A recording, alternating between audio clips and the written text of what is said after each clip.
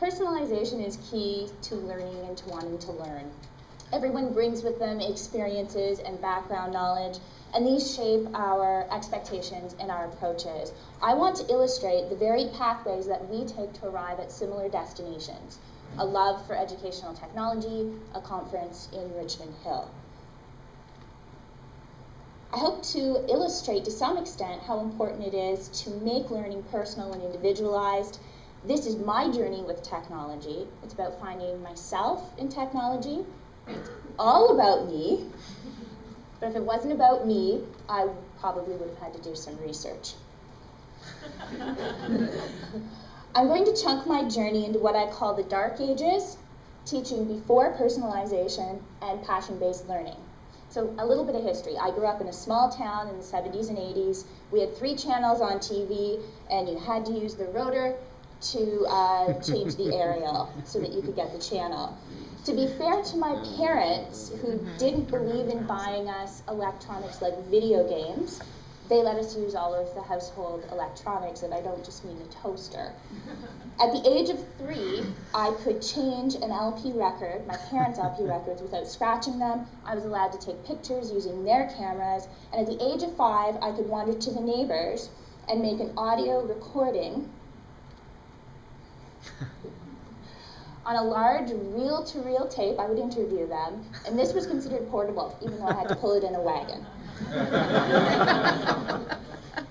My parents did something that was in many ways ahead of their time.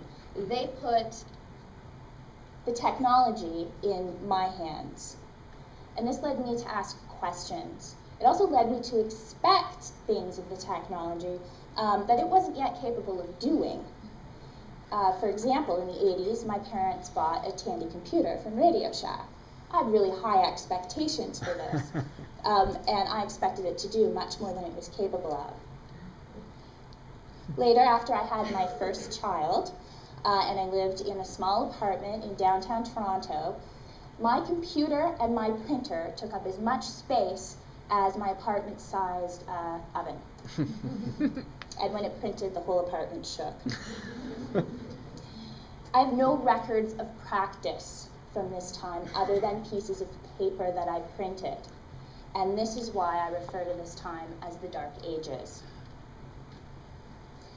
By the time I started teaching for the Avon-Maitland District School Board, they had an online school, and the only way I could get a contract position was to take on 2 sections teaching online. I taught writer's craft.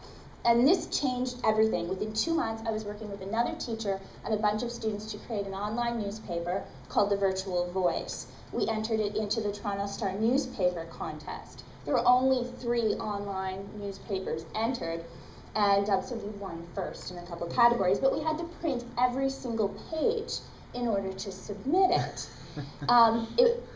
The next year, we were invited to present at a conference. The topic was extracurricular activities in an online school. And people from a number of seemingly far-off places were really curious, and they cornered us and asked us about creating community in an online environment.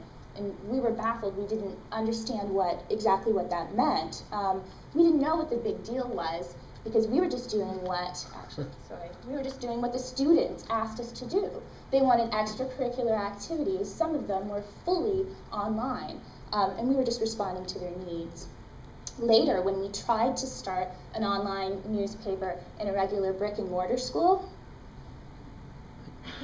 we struggled with permissions, privacy, red tape, and we learned that context is everything. But with a lot of work, you can push those boundaries and change the context. It took us 2 years to get an online newspaper in a regular brick and mortar school. 8 years ago, my students were making GeoCity sites using wikis for class, for the class notes. I had a teacher homepage, and I handed out the URL at parent-teacher night, and still no remaining records of practice other than a couple of awards for the newspaper.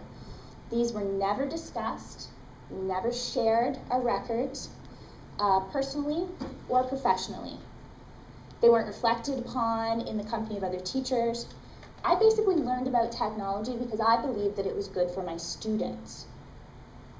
Then, I discovered digital photography. Now this makes me sound like I'm a good photographer, and I'm not. But the feedback was immediate. I could see the results, make changes, and learn from what I had done right away. Being able to take pictures of my children and edit them on my computer and later upload them so that they could be accessed by my family and my friends helped me make a deep personal connection with technology. And this is what I needed in order for me to go deeper and extend my learning. I developed a comfort level and my interest started to spread to other areas. I started sharing photos in a community of people on Flickr and on Twitter, and I could get feedback from this community. In the spring, I decided to take an introductory photography class. I valued the lessons offered by the teacher, but I wished he would offer them online and save me a little bit of time. I wanted the learning to be about me, of course, and I didn't want to wait while he showed somebody how to turn on their camera. There are YouTube videos for that. That's what I want for my learning, and it stems from where I've been. So what do teachers want for their learning? What do students want for their learning? How can they shape it? Shouldn't that be as individualized as the journey that we take? Thank you.